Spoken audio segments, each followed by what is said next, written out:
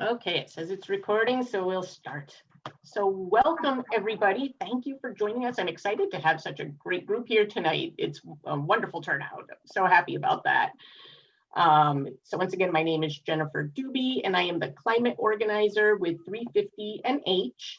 So 350NH is an independent climate justice organization. And we're sort of under the umbrella of 350.org, although we are a separate organization. We have our own board, we make our own decisions, raise our own money and things like that, but we are definitely under the umbrella of 350.org. And let's see here. So, and I am going to be presenting on NH Renews tonight with Katie and Kay, who are both here. And so NH Renews is a Green New Deal inspired policy campaign under the Renew New England Alliance umbrella. And I will go ahead and share my screen now so that I can, you can all follow along with me.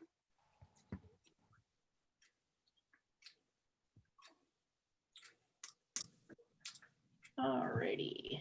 So can everybody see the presentation okay? Alrighty, wonderful.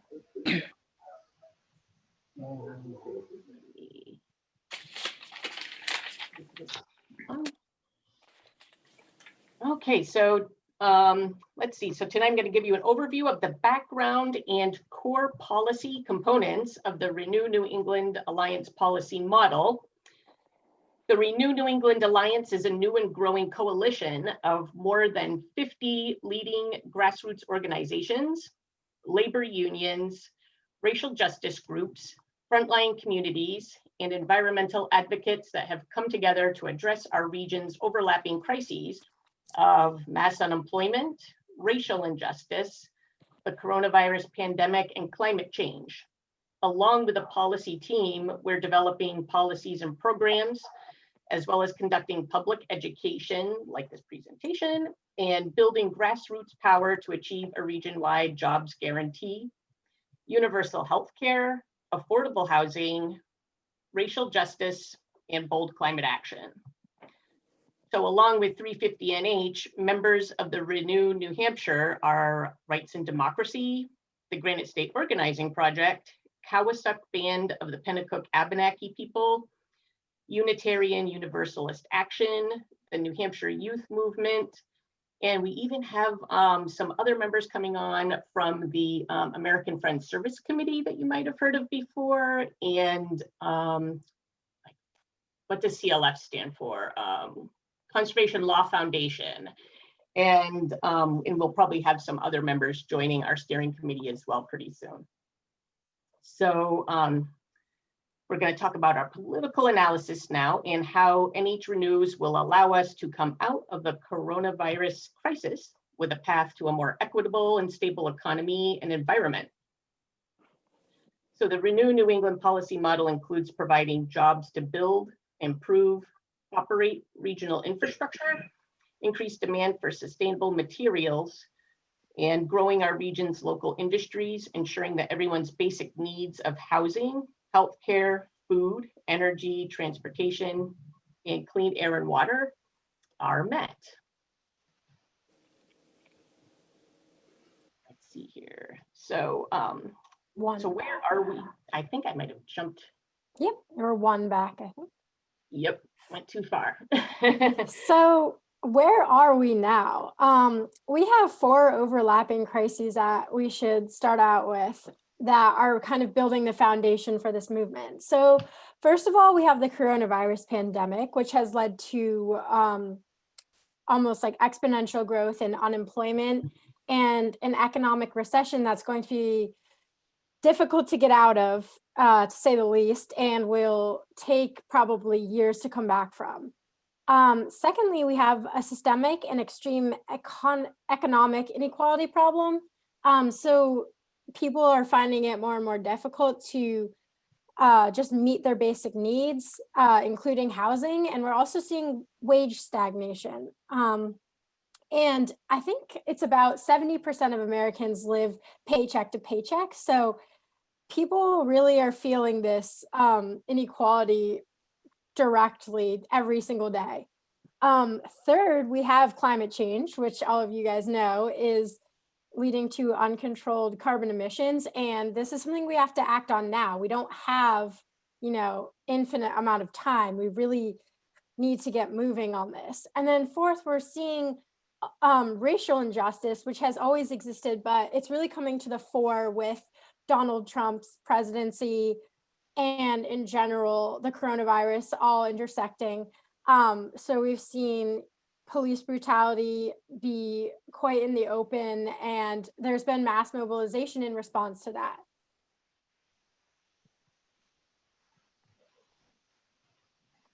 So we have the myth of infinite growth, which basically is that there's an idea that it's used to justify means to an end rationality and the exploitation. And what happens is we encounter the exploitation of nature and people. So there aren't actually infinite natural resources, although some people, and to some extent capitalism kind of depends on this, where we really need to shift our perspective to realize that we do have finite resources, and we need to just admit this and counter it head on. So now we're going to have a short review of the history of how we got to this moment, and we'll start with post-Great Depression with the New Deal. So following the Great Depression, Franklin Delano Roosevelt signed the New Deal, called the Second Bill of Rights, into law.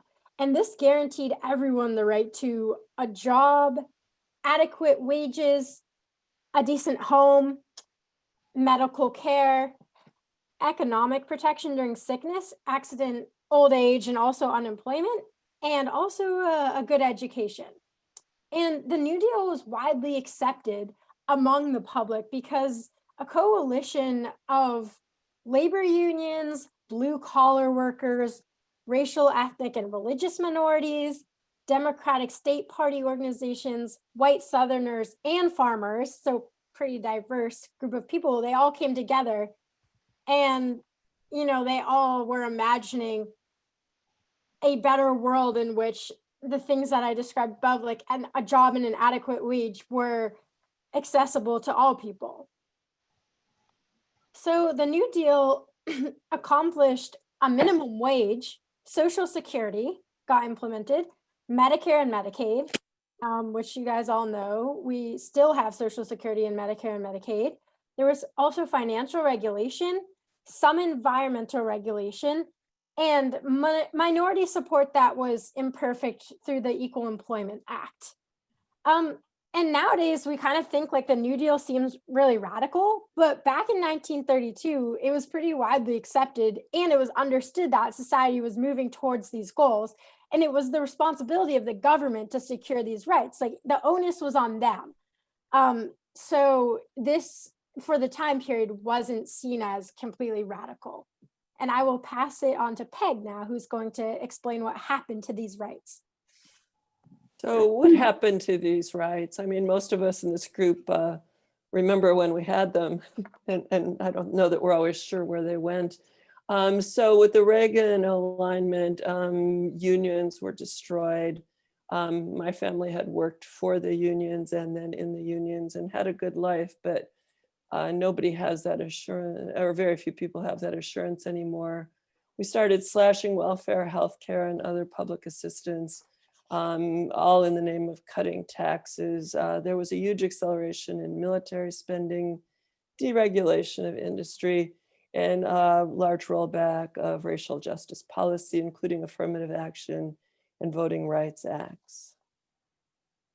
The groups that supported the ideas and values in the Reagan alignment were able to combine their people power to win elections and gain political power. They were able to send Reagan to the White House, and he started making these ideas into concrete policy, which we now know of as Reaganomics or trickle-down economics.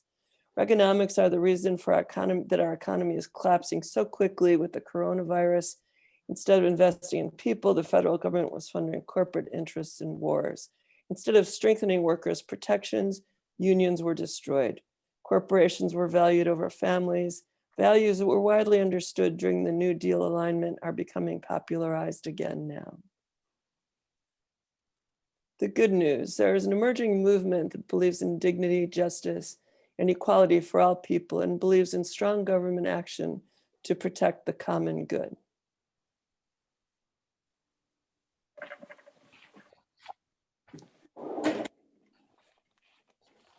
So this is a film. This is part 2 of a 350 series, A Message from the Future.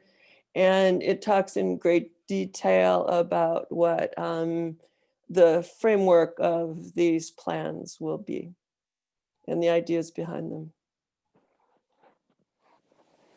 All right, so I will start this short little film here. And if you can't hear it, just let me know with a, like, I can't hear you. And here we go.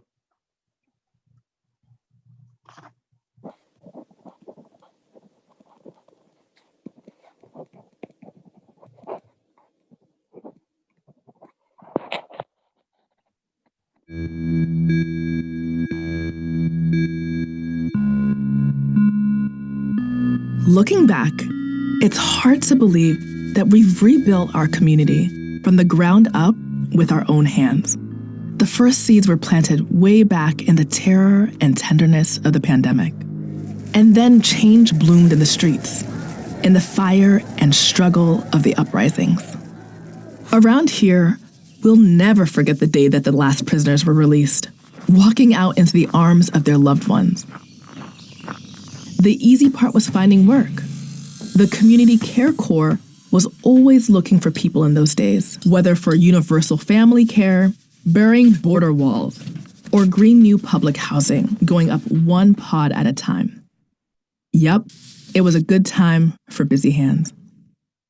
Funny, thinking back to the first wave of the pandemic, that's what you really remember.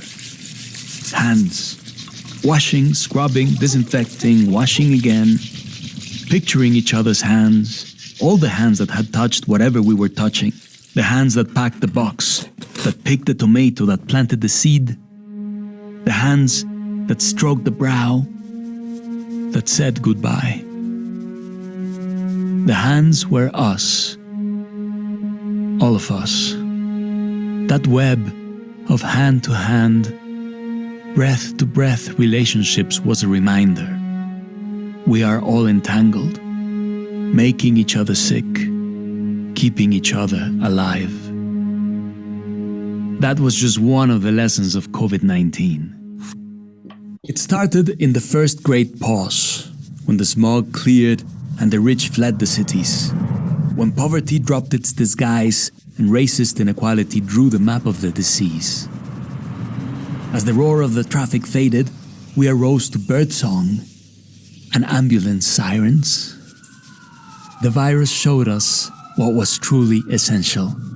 And we learned again and again that so many of us doing essential work were being treated as sacrificial. From nursing homes to detention facilities, meatpacking plants and fulfillment centers, the virus exposed the cruelty of these warehouses of efficiency and profit. Then, things got worse.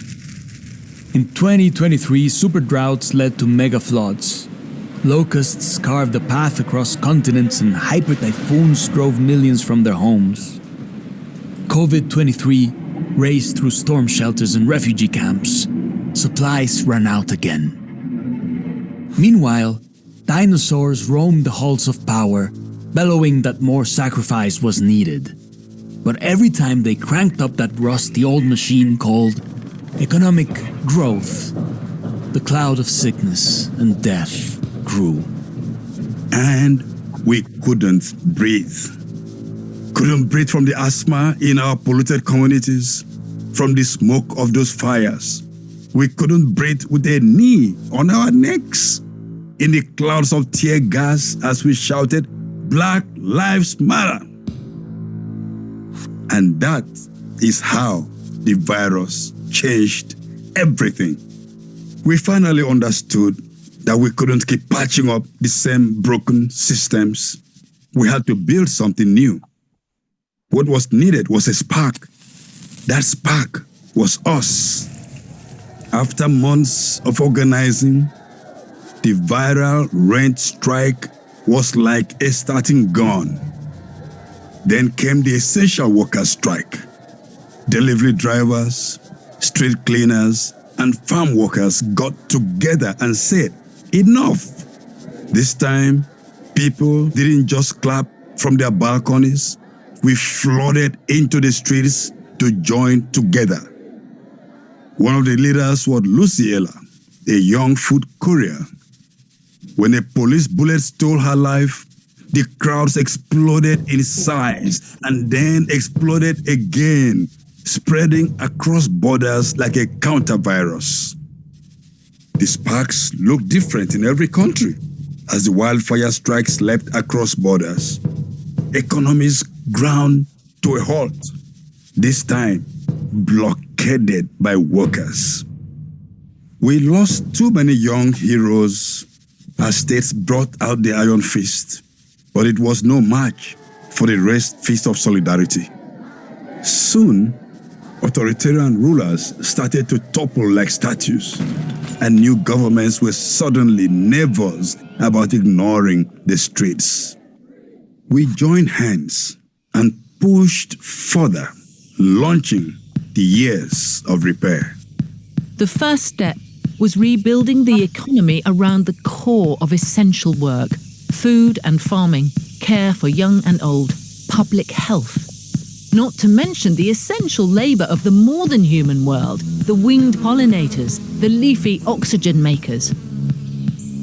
The Full Employment Act made the new priorities clear, and there was a wave of new worker cooperatives in everything from mental health support to public art and tree planting.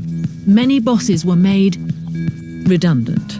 Our information ecology needed tending too, and so we built a digital commons, vaccinated it against surveillance, and built up our herd immunity to disinformation. Fossil fuels were running on fumes by that point, so we harnessed their final profits to clean up their messes.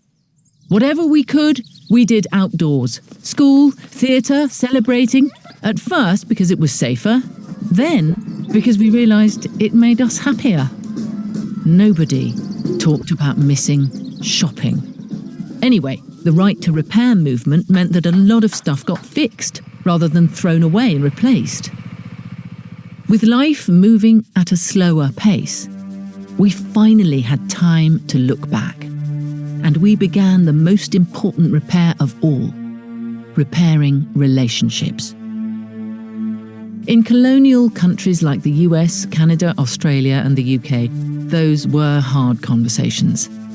But truth and reparations commissions helped some of us face the truth about the violent conquests of the past and how they shaped our world. That guided where we repaired and how. It turned out that once we fully funded schools and housing and healthcare, we didn't need those bloated budgets for policing, prisons, and war. And ultimately, the flow of money on planet Earth had to be reversed.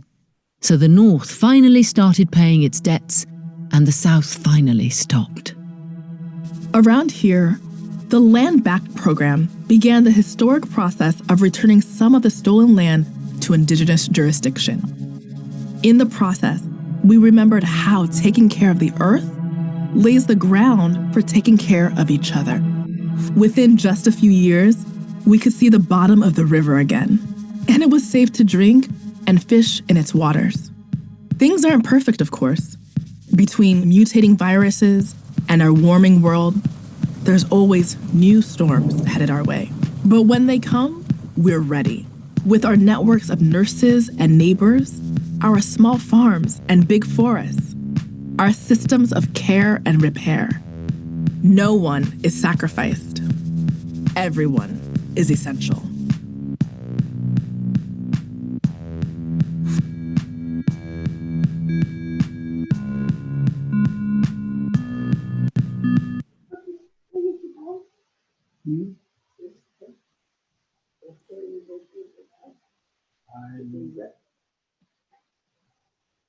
Not certain.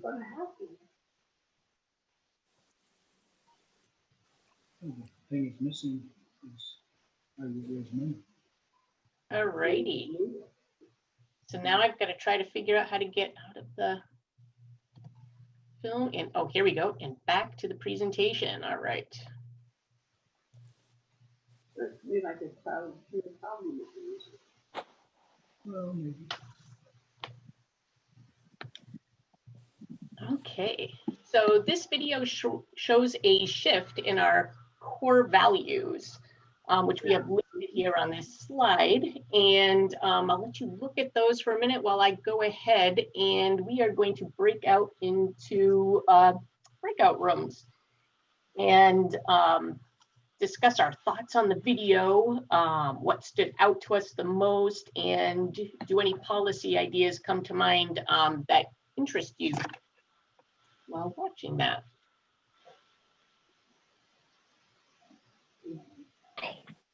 Hi, kitty. Someone's got a cat that watched the video.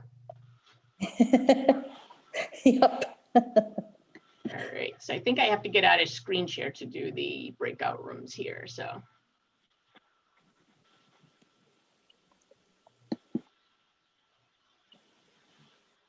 Yep, I had to do that.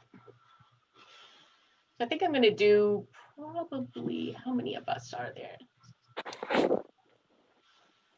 think I'm gonna do 4 rooms. How does that sound? And I'll do 4 rooms, 10 minutes. So if you could just try to make sure that, you know, each person in your group gets a chance to have a word, that would be great. I'll see what I can do here.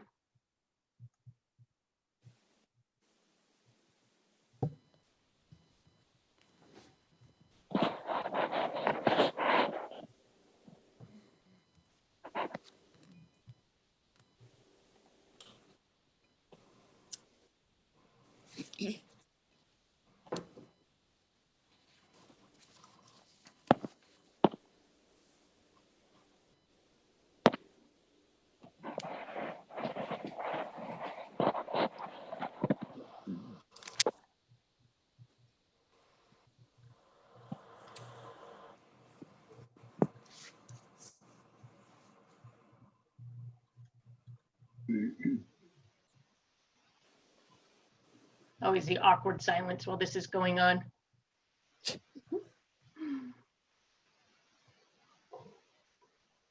Have a talent competition. That's what we need.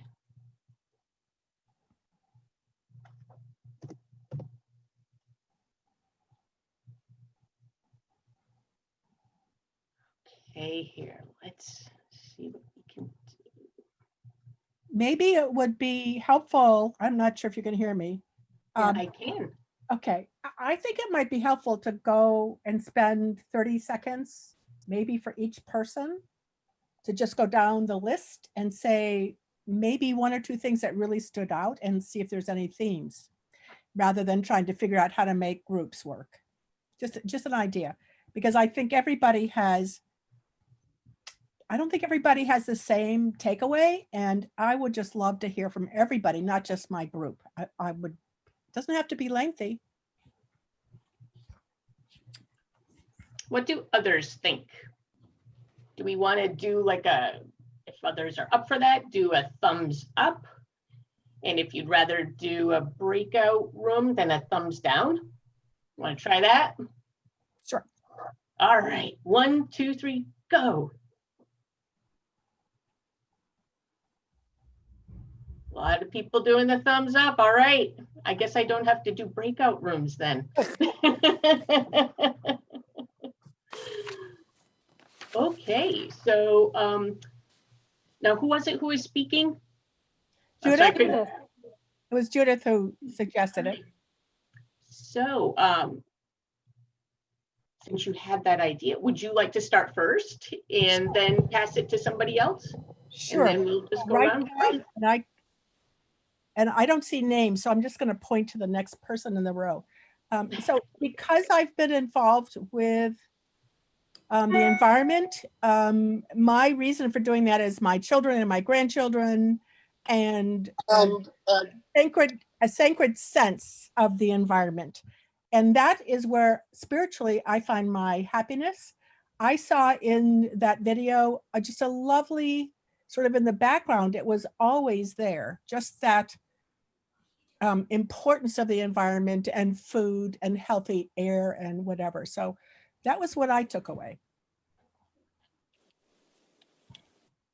Not to mention, I loved every other idea. I mean, I'm really a socialist at heart, so. Pass it along. Who would like to go next? Jennifer, why don't you just designate people? All righty. My name. Just go in order that you see people or something. Let's see, Rebecca. Okay. When I was viewing it, I kept thinking, this is absolutely what we need to do, and this is beautiful. And boy, do we have our work cut out for us. And also just, I guess I found it kind of disturbing when they threw in that idea that in 3 years there's going to be a COVID-24, but I realized it's totally possible. And I guess the link between economic policy and procedures and the environment and how we save it or how we destroy it was really strongly presented. And so I think that was good.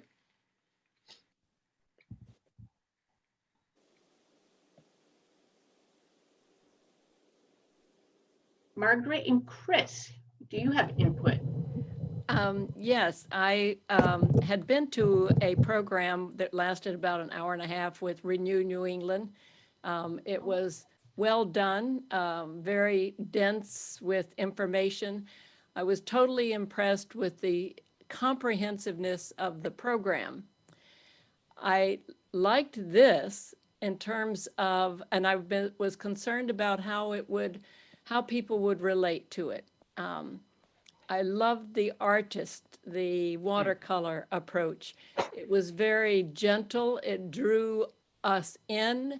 It had a feeling about it that I thought conveyed so many of the emotional issues that need to be connected with before people can really get down to talking about concrete proposals about housing and so many things, all that need work. And I think what Becky said about it being our work is cut out for us. It's enormous what needs to be done, but I love that made it seem simple.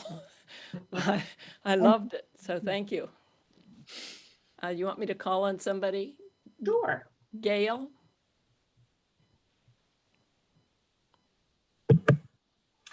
Yeah, I was really intrigued by the artwork. It just made a nice way to tell the story. Those were beautiful watercolors, and as someone who has no artistic talent, I find that amazing.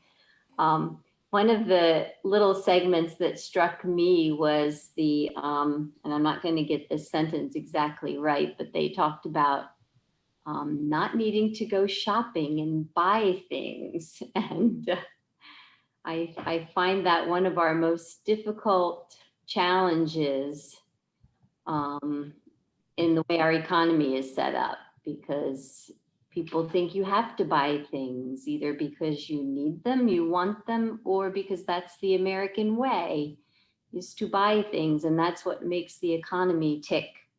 And I think people have a hard time figuring out how a good, healthy economy can work if it's not centered around buying things. So I find that a real challenge, but I don't buy many things. I'm not a good capitalist, I'm afraid. That makes me think of the upcoming Christmas holiday, and if families aren't going to be getting together like they used to, maybe there won't be so much shopping. It'll be interesting to see how it goes. Let's see, how about Audrey? Okay, I was thinking about that also. about the fact that we are a consumer society. But many years ago, I had a son in Togo where the annual income was about $400 a year, and they had huge outdoor markets where they didn't sell new things, but they sold used things. So I had a feeling that it was built into our sustainability as a society to be able to clothe ourselves and to feed ourselves and things like that. And I'm not so sure how we get over this greed that seems to be built into the human survival, which that film is certainly trying to tell us that we could, and I'm not so sure that it's possible.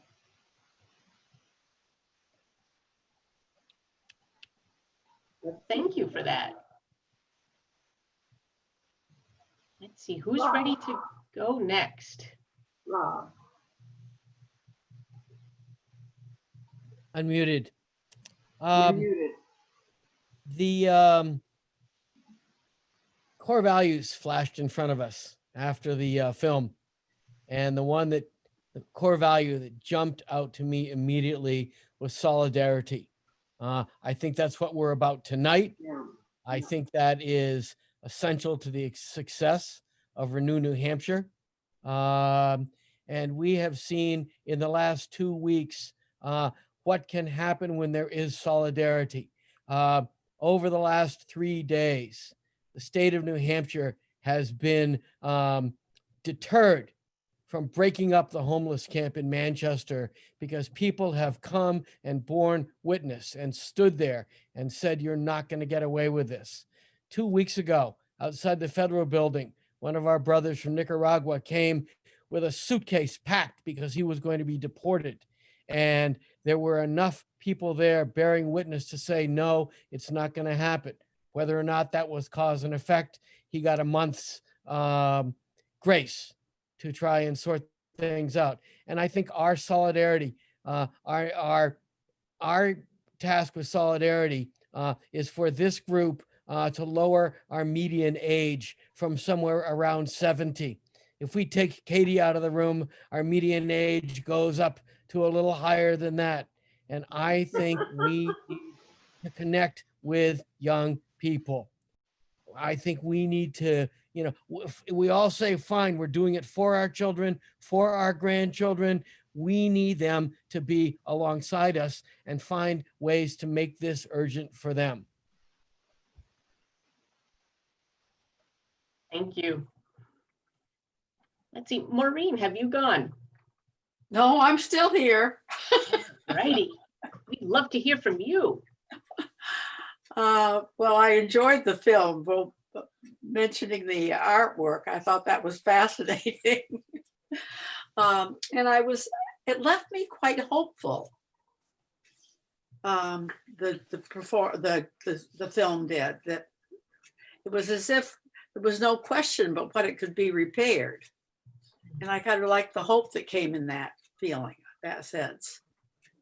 And that it occurs to me that that's all of our jobs, is to find ways in which we can have that solidarity that Rob mentioned in our personal life as well as in our community life, so that as a nation we become that same way. That's it. Thank you. Oh, Katie. So this video, I really love it. It's awesome. But it made me think of Joe Biden's administration, because he is trying to appoint people in all types of positions who have like climate experience. And it doesn't just mean like to the EPA, but like also like Homeland Security and other positions like that. And this video reminded me of that, because it's like totally it's not just a one sector movement. It's like all sectors moving this way. And it like also reminded me of an article that I read about how the climate plan that Biden has can be successful if it's really shown how there will be like a jobs increase. And I thought the video at the beginning did a really good job with that. Like there is a lot we can put our workers in to make a green economy. And so I like felt hopeful because I'm really hoping people will see the connections between that. Like you might be in Pennsylvania working on an oil rig, but we'll transition you. Like we promise that we will build a new economy that's going to be better, and you won't just lose your job because of the oil industry becoming obsolete. Like we're going to have plenty of jobs, and we'll need everybody to come in and like really help us like build the best new society that we can. So I thought the video was very hopeful in that, and I see us moving in that direction, or very much a potential to. So I think it's good to like keep in mind. Thank you, Katie. Let's see. So we have a Joe Gardner. Joe, did you join us after we had already started? I did not, unfortunately, see the movie. I was Oh, okay. hoping to get some of the feedback. Sorry. Oh, that's okay. That's all right. I'm not sure who hasn't gone yet now. Who has not gone that would like to? Oh, Judy. Well, I also loved the artwork, and it was kind of a painless way to get some information. And with the goals changing toward the positive, that was great. And I like the little signs people were holding, like people over profits. Yeah. And I like the idea of everyone working together and everyone having value because everyone can help in some way. And we can repair things rather than buying new all the time. So those things appeal to me, that, and we're all in this together. Right. Well, I haven't spoken yet. Okay. I liked the movie. I would really love to see it again because it was the first time that I've watched it, and there's a tremendous amount that is in that very short clip. So if that's an opportunity at any point, I would like to do that. But I'm kind of stuck where we started on the 4 overlapping crises that were identified. I think one of them unto itself, even if it was just climate change, is enormous enough to begin to attack. And when you add all these other issues that we're struggling with, the pandemic, racial injustice, systemic and extreme economic inequality, it's overwhelming. And I think we can easily get overwhelmed by it. But just to use the example that Rob Grable talked about, I was at the vigil in Manchester at the courthouse last week when Eleazar appeared and went in to meet with ICE and was supposed to leave on a plane last Tuesday back to Honduras. And of course, there were no flights to Honduras because there was a horrific hurricane going on. So he was asked to come back in a month. But the piece of news I want to give you tonight, Rob, he's coming back tomorrow. He has an appointment with ICE tomorrow. I can only guess what the outcome is going to be.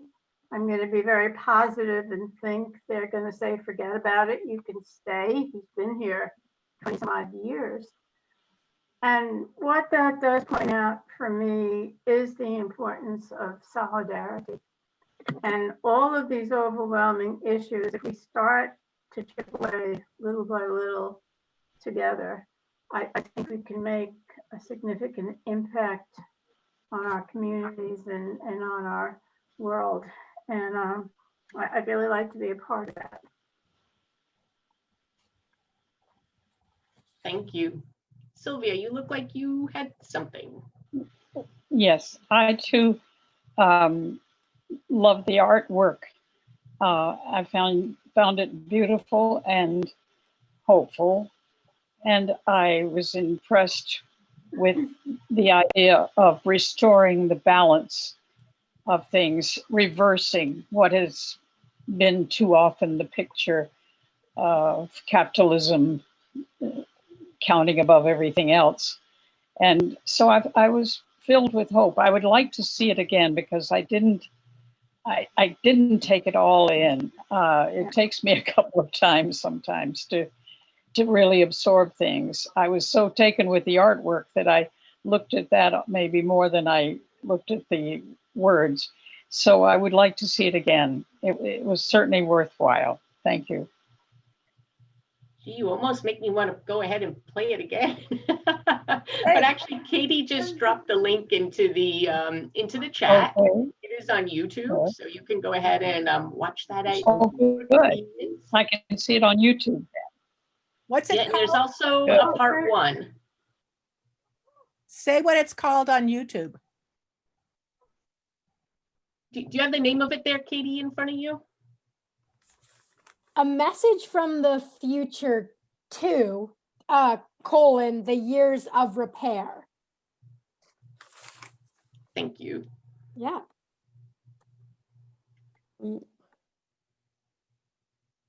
So Jennifer, I'd like to just say that I'm a registered nurse, and I'm struck by the idea of a more balanced or equal society with an emphasis on healthcare for everybody, cleaner air. I think that bad diet, bad living environment leads to worse health, worse outcomes, more stress than anybody needs. The pandemic has shown that people that live in certain neighborhoods are much more likely to get very ill, much more likely to die than some of us.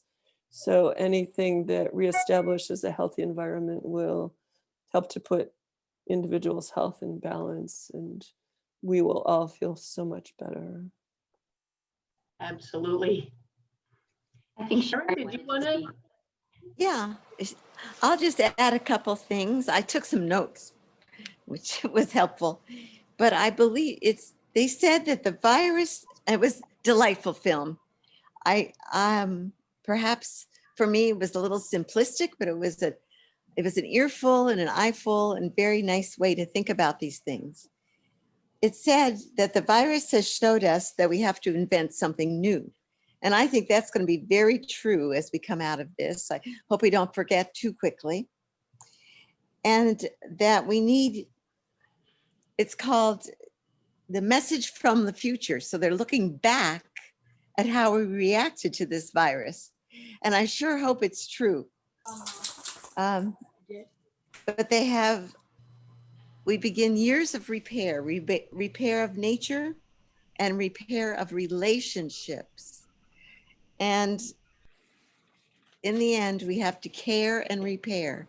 That was their theme. And it certainly is true, but how do we get there? It's going to be a lot of hard work, a lot of challenge. Thank you. Thank you. Has everyone had a chance to speak who had some input they wanted to give?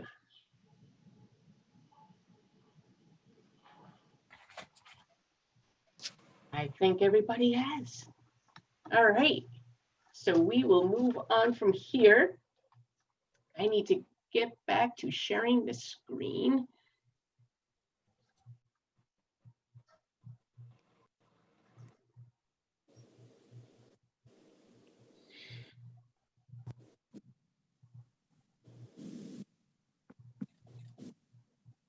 Okay, so here we go.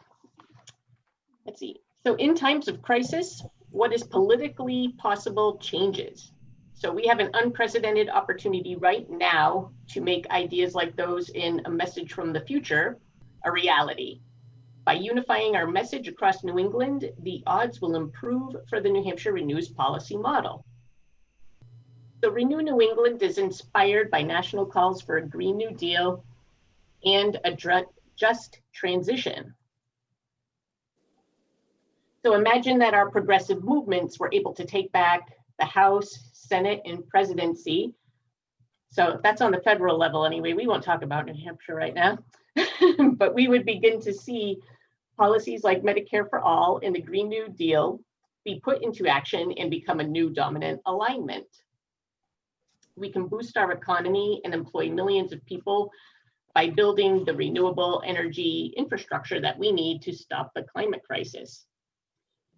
So at the core of Renew New England is a jobs guarantee.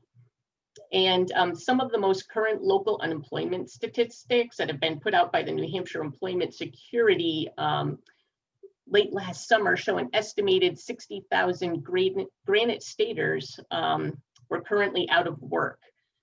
So New Hampshire's unemployment rate has more than doubled since the first quarter of the year, increasing to 7.9% from a low of 2.8% back in March. New Hampshire Renews would guarantee good, high-paying jobs to all, and it would preserve and create jobs by supporting local small businesses and by starting new public employment initiatives designed to improve and modernize our region's infrastructure and make sure that everyone's basic needs are met. So the jobs guarantee, it's centered around housing, healthcare, food, energy, transportation, clean air and water, and there will be additional policy demands regarding financing once we start working through that process. So we just, the policy team for Renew New England, their focus for the whole region is going to be housing. So that means that like all of the states under the umbrella of Renew New England will be working on housing initiatives. And in New Hampshire, the other focus that we are really interested in is our food systems, because New Hampshire imports about 90% of its food and only generates 10%, of our own produce and some other things in New England. So that's going to be one area that we're going to be focusing on as well. But housing seems to have the most legislation that we might be able to start promoting over the coming legislative sessions. And I am going to pass it over to Katie. Great. So I will start out with housing. Obviously, it's really important to have a roof over your head. And with the pandemic, people are being evicted and losing their housing. Not to mention, it's always been expensive, especially if you're low income. It can really put a lot of stress on families. So what we would do is we would invest in new and affordable carbon neutral and climate resilient housing units in New Hampshire. We on the topic of repair, would also repair existing housing units, and then we can install green retrofits on those existing buildings. And then we would also mandate rent stabilization, which would help combat those really high prices that are almost unaffordable for those who are lower income. And then we'll go right now onto healthcare. I'll talk about that. So we plan to invest in community health centers in New Hampshire, where people can go to receive local, free, and comprehensive primary care. And we'll expand public education programs to train and certify more healthcare professionals. And that's really important to me because I actually work as a researcher, and I have worked with some, during college, my college years, I worked with some healthcare organizations, and rural healthcare is very difficult to employ. It has a lot more or different challenges than healthcare in cities. And a lot of doctors are not attracted to come to rural places. So we have at least in Vermont, especially, and New Hampshire, from what I know, we have a healthcare shortage. So we actually have to bring in nurses, typically traveling nurses from other places. So training other healthcare workers and like improving access for low-income Black people and Black people and Indigenous people and people of color in general is really important. And so we'll have to think a lot about how we train our community healthcare professionals. And so, as Jennifer said, we're looking closely at food networks. So we'll, I really believe in buying local, and there's a lot of good reasons for it. And so we will increase support for those existing local farms, and we'll build an extensive network of new farms across New Hampshire and also the rest of New England. And we will offer land, equipment, and grants because farming is difficult work, and it's not exactly cheap to start up farms, and we want to be able to support people who are doing that. And we will assist with and ensure sustainable farming practice for New Hampshire's farms as well. And we'll also prioritize small farmers by reversing corporate consolidation and protecting the right of all small farmers to make a fair and dignified living. And then lastly, we'll support local agriculture by restoring natural ecosystems and rehabilitating damaged forest, fields, coastlines, and wetlands. So moving on to our big category of energy, we will immediately ban new fossil fuel infrastructure, such as the proposed Granite Bridge pipeline, which we just defeated. So that is awesome. We don't need any new fossil fuel infrastructure. That's going in the wrong direction. We will ensure 100% zero carbon electricity consumption for New England by 2030. We'll do this by installing solar panels, wind turbines, like in New Hampshire, offshore wind is getting bigger. And then we'll also have energy storage devices and invest in energy efficiency. We'll provide extensive free job training programs to facilitate a just transition into zero carbon energy production and installation. And we'll also expand energy efficiency standards to make sure that all buildings are using entirely zero carbon energy by 2040. And that rolls us into transportation. So we're going to expand our public transportation system. We'll make public transit efficient and convenient enough to be attractive alternative to private transportation, which is definitely a difficult thing in a state that's pretty rural, but so we have our work cut out for us. And we will install more electric vehicle charging stations to help make electric vehicle travel easy and convenient, and reduce the cost burden of buying electric vehicles. So I actually know there's a program that is, or an organization that has been started to basically lobby the federal government to provide subsidies on electric vehicles. And it's a lot of industry people who, they want to see an all-encompassing legislation on that makes EV easier for anybody to obtain and just makes it universal across the country, and competes with what China is doing, and they're way ahead of us at this point in making electric vehicles. So I'm really excited to see that, and hopefully that will become widespread throughout all 50 states too. And then, of course, we'll be paying attention to clean air and water. So we'll create a New England pollution cleanup task force because we do have some cleanup to do, unfortunately, from different industries. And then we'll also create a comprehensive region-wide recycling and composting system. And clean air and clean water are basic rights. So water is life. And as we've seen with our Indigenous comrades fighting against pipelines, the water protectors are really important because they understand that concept that water is life. So how are we going to pay for all of this? It would be, of course, incredibly expensive, but there are ways of getting revenue. So federal coronavirus stimulus funding for states and municipalities could help. Fair taxes. Right now, the lowest earning 20% in New Hampshire pay a greater portion in state and local taxes than the highest earning 1% do. Redirect funds from punitive justice programs to jobs guarantees projects. Increase tax revenue from new economic activities. Expanding local investment will keep money in state, growing the pool of taxable wealth. Issue state bonds from the Municipal Liquidity Facility, a new program created by the Federal Reserve in response to the coronavirus pandemic. establish public green banks to manage the capital rather than hiring Wall Street investment banks to manage the funds. So what could these policies mean in New Hampshire? How could these changes happen? I guess it depends on us. Yeah, we were gonna break out into breakout rooms again, but maybe instead we could just do another go round and just chat about,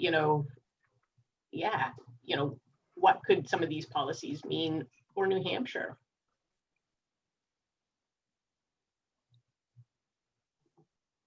Does anyone have an idea or a thought they'd like to share? Sure. Do you want to stop sharing screen, Jennifer, so that we're all back on? Yeah, I can do that. Oh, that's better. Sure, as we all know from this last election, we did well at the top, but we didn't do so well at the state level.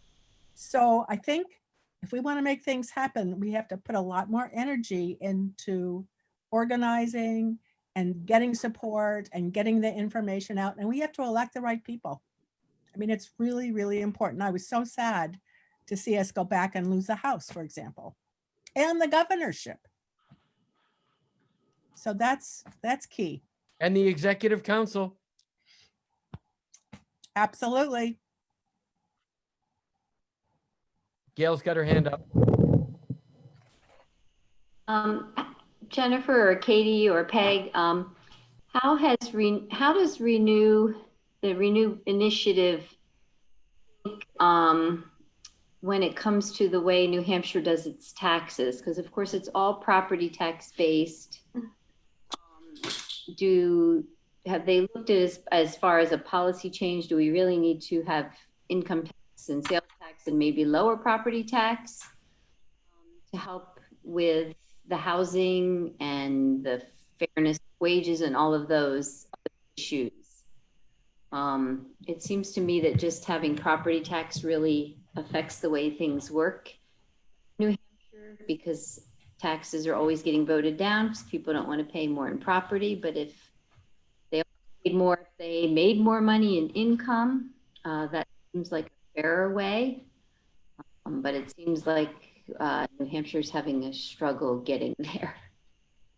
Yeah, absolutely. That's one of the things that the policy team we've been chatting about a bit is one of the things regarding property taxes is that it's so closely tied to education funding, which of course is a real issue. And so one of the things moving forward we'll be looking at is other ways to create revenue for the state, like for example, decriminalizing cannabis, and some of the jobs that would create, and in decarceration and things like that, pulling money from some of those punitive systems and moving it elsewhere might be enough to finally get the state to move away from, relying so heavily upon property taxes and homeowners, because, we probably pay, I think, probably some of the highest property taxes, in the nation. It's crazy. So that is definitely something we're looking at, especially, moving forward. We'll be coming into another budget year again. So that's definitely something, we have a little bit more time to look at now, where we know that with a Republican legislature, we probably aren't going to be able to push through all the ideas that we have right now. So we've got to just really focus and, shift our priorities, which is kind of what we're moving to at the moment, and seeing what we can start working on when the legislative session opens, which I think is January 6th. So it'll be here before we know it. Did I answer your question? I agree that working on electing good representatives in Senate, House, and Executive Council and governorship are incredibly important And again, my experience in New Mexico was that once we, and New Mexico has far more problems than New Hampshire has, by the way. But once we were able to shift to democratic rule, the cards just started falling. So it was rewarding, and in the course of that work, you know, I got to support Martin Heinrich and Deb Haaland, who are now being considered for Secretary of the Interior. So it's not without its rewards. Aaron, with the midterms coming up in just 2 years, you know, the focus will be a lot more, I think, on the down ballot, whereas this last time around, it was definitely the upper. I'm too new here to understand what happened with this election, but I think we're still trying to figure it out. Okay, because I'm stunned that Trump lost by a considerable margin, and yet it's okay. It's frustrating for sure. Yep. Libby, I think you had something you wanted to contribute? Yeah, I had a question. So how much of this is specific to New Hampshire, and how much of it is shared with your, you know, the whole United States program? I mean, are there features of this that are tailored to our state, or is this very similar to what the organization as a whole is putting forth for all states? Or can you just explain that a little bit? Yeah, so Renew New England is like the overarching umbrella of 6 states in this region that are going to work together to focus on the policy priorities, but within their own states. So like the focus of the Renew New England as a whole is going to be housing for the entire region.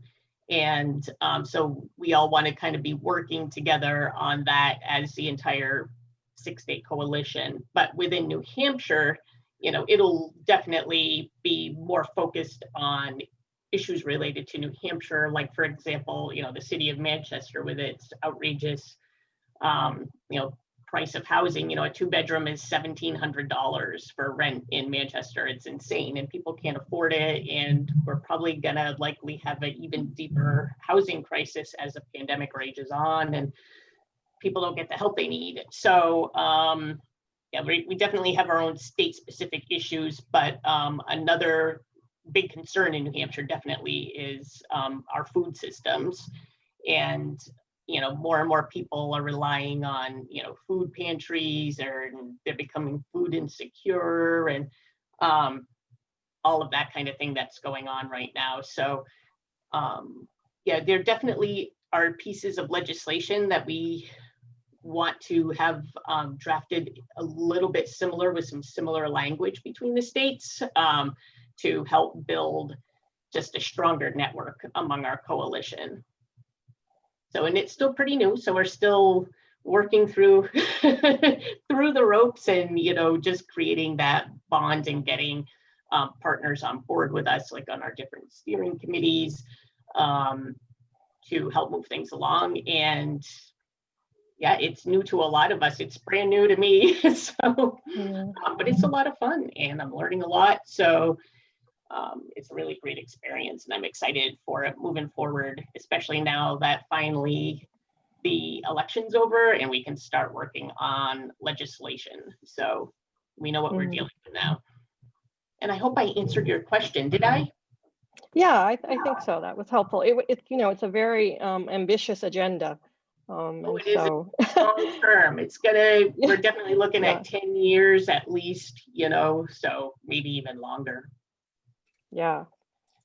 I think partly the film sort of assumes that the pandemic will have such a large effect, we'll all be on our knees and change will be welcome, which is, it doesn't make the next few years sound very intriguing to me personally, but you know, and you know, if you look at the reaction to the 1918 pandemic, there was the Roaring 20s. So the Roosevelt administration only came after the Great Economic Depression. So we may be at the point of revolution at some point, you know, in the not too distant future. I think one thing that I'm inspired by is because even though like things are bad, of course, I think to myself, well, the worse things get, the better our chances are of enacting these huge changes that we want. Whereas if things weren't that bad, they'd be like, oh, we could just slap a little Band-Aid here and a Band-Aid there, and then we're just going to end up in the same situation we were. So not that I want things to get really bad, but the reality is they probably are going to get even worse before they start to get better. And, you know, working together with these different coalitions is very inspiring, and it keeps me going. And yeah, so. Yeah, I also think it's a lot about people power. Again, like we have to put a lot of pressure on like our already elected officials, and then, you know, I'm already thinking about like next elections. So like supporting those people like really early, and yeah, just like having people like so whose voices really be heard. Like don't, you know, let like your voice go silent, because the more they hear us, like the more they have to pay attention. And I think about that a lot with money, where I put my money.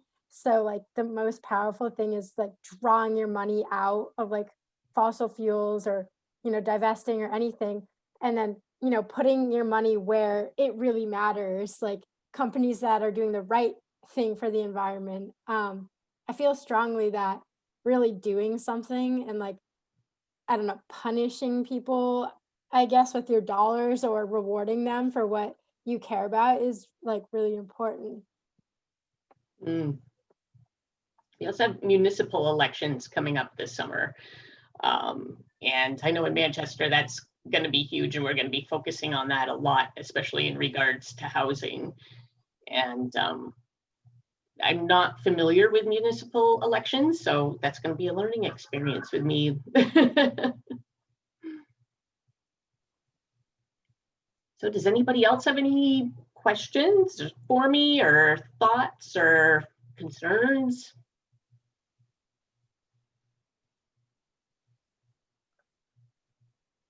Are you all awake? Yes. I'm joking. Katie's bouncing less. Right, she is. Yeah, no, it's like you say, it's just figuring out where to start and, you know, what is next. Are there any things right now that we can do to help the housing situation and the people who are homeless right now in Manchester? Are there groups we can help support to, you know, get some housing? Yeah, so definitely there are. So the first one that I think of right off, because they work so closely with the homeless community in Manchester, is Mutual Aid Defense, New Hampshire. Okay. They have actually, I'll have to find the email, but what I can do is I can forward an email to Katie, and she can pass it on, because they have a specific link where, you know, if you can't actually drive down to where the encampment is with supplies, you can donate money, and they'll buy what's needed there. I know one thing that came up today, Coleman green propane tanks, and I think, oh, what are those called? Those little burners that keep food warm. I'm trying to think of what they're called. But those things, yes, they were looking for those. And they're always looking for, you know, socks and gloves and hats and sweatshirts and body warmers, hand warmers, all of those kind of things, and deliveries of hot meals for sure. You know, they don't have Is there a collection place where those kinds of things can be put? If people knew, if something were in the Valley News, for example, about where those kinds of supplies, we don't know up here. We're really, in some ways, in La La Land about thinking everything is economically the same as what Hanover is or some of these other communities. We're just not informed enough about how the rest of the state goes. So if we even knew about an encampment, if we even knew there were a way to help, if there were something put in the Valley News, for example, people would be fairly generous, but it's not getting out there. We need a little bit better communication about how people can make a difference. So if somebody has a place in their church or in some place, they should be talking to their ministers, or they should be talking to part of it is my church doesn't meet anymore. We only get together on Zoom on Sundays. Yeah. So, and people don't go into the building except for a couple. There's one person who who's a therapist who rents an office space that's in our building. But even people have to sit out in the car when their child or whomever comes in. There are other people that have to be out in the car. There's no way for somebody to sit in our building or even to have, I think, a place to bring things. So if there's some place that you can find in our town or other towns where these kinds of things could be collected, that would be a big first step. I know in Manchester, right at the homeless encampment, that's where they're having people drop things off. It's literally right there at the encampment. But we need it here. We need it. Oh, in your area, you need it for.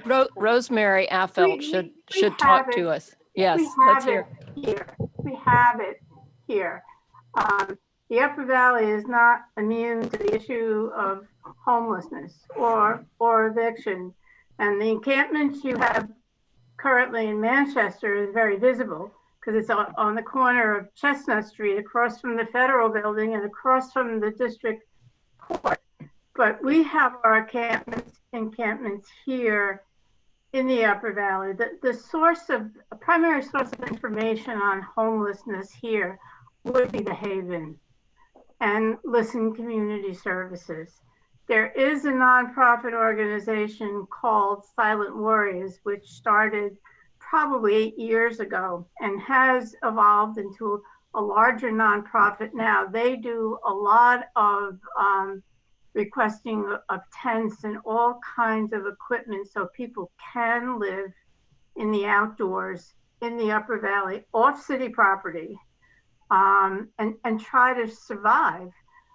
Currently, the Haven, which housed, I think it was 20 individuals in their singles shelter, has had to cut their population into half because of the pandemic. You can't have 2 people in a single room. And that's the case also in the Bird Shelter, which is part of the Haven as a family shelter. They're down now to only 4 families being able to occupy the size of the space there. This year, we would be starting in November next week with our seasonal shelter, which ran through April of the following year and housed up to 15 people. This year, the Haven can't even provide a seasonal shelter because of the pandemic. And in the state of Vermont, the state is primarily paying for people to be lodged in motel rooms, if they're lucky, in terms of the numbers that require them. I've been working at the food shelter in the Haven since the summer. It is unbelievable the amount of food that goes in and out of that facility in one day. And the numbers of people that have been coming for months every day to receive food, given the circumstances they're finding themselves in right now. It does exist. There are very reputable and hardworking nonprofits that are trying to address it. And I think if you would like information, I would ask you to contact the Haven and speak with one of the care managers there. I don't want to monopolize the whole time, but it is a problem here. And yes, there are many individuals and organizations addressing it. I do know there was a person who has since died, who was very active with working with people living rough in Lebanon. And our church used to collect bedrolls and stoves and things. And since he's died, there's nobody who's picked up that mantle. But we had huge amounts of blankets and clothing and things going out. And nobody has filled that up. But I know at one time. Silent Warriors has, and it is still operating. It's operating more out of Vermont right now than it was initially in New Hampshire when Beverly McKinley was running it. But it does exist, and these services are provided. You just will need to connect with them. Okay. I'd be happy to help you do that if you'd like. Rob has contact and Margaret has contact information to reach me if you would like. I have one small thing, but for people who don't have bank accounts and credit cards, it's a particularly difficult time. There's less circulating cash. And so we, for example, have our groceries delivered, and these are pretty poor people that are delivering groceries. And so we give them a large cash tip, so to speak, or any other opportunity we have just to give even a couple dollars or $10 to somebody in need is very helpful, because there are issues that I don't quite understand, but there's much need for cash in these populations. It's good to know. Well, great. Thank Jennifer. This was a wonderful program and great to learn about all of the efforts. You guys have really done a lot of work for the short time you've been around. Sounds we like have a lot more to do. Yeah. Well, we're glad you presented to us, and we'll hope the team and others to keep doing what we can to support and be involved and write letters to legislators and all those different things that need to be done. Well, yeah, and definitely spread the word. Like, it's great. Like, the more people that know about this, the better, so we can get more people supporting it. Yeah, Peg, Katie, and we are experts at putting on this presentation, but we'd love to, present to other groups. So if you know of other groups, that want to learn about NH Renews, definitely let Katie know, or myself. I think she dropped my email in the chat. And also, like, if you're interested, you want to mark your calendar for January 14. We are going to be having our public launch of NH Renews. We're going to have some guest speakers and probably more information on specific pieces of legislation that we're going to be working on moving forward, and ways and opportunities for people to get involved. So, right. Jennifer, is there an organization in Vermont that's doing what you're doing? Yes, so Vermont is one of the states and in the coalition, and Rights and Democracy in Vermont is the one that's leading out, I believe, that effort. I'm not sure what groups in Vermont they're working with. Like, I know, in New Hampshire, of course, we're working with a whole bunch of different groups, but I'm imagining there's probably state-specific Vermont groups that they're working with there. But you could definitely check out, Rights and Democracy. Probably 350 Vermont, I would imagine, is probably involved with it as well. Thank you. Yeah. Any other questions? No? Well, I wanted to thank you all for having us here to give you this presentation, and for the generous donation given to 350 NH. It's wonderful. We appreciate it very much, because, of course, fundraising is a little bit more difficult these days. So we will definitely be putting that to good use and appreciate it. So thank you again very much. Thank you. Thank you. Very much. Thank you, everyone, for joining us, too. Nice meeting you. Good to see you all. Yeah, this was great. It was wonderful to meet you all. Have a Thanks great for night. coming. Thank you. Yep, bye-bye. Thank you. Bye now. Bye-bye.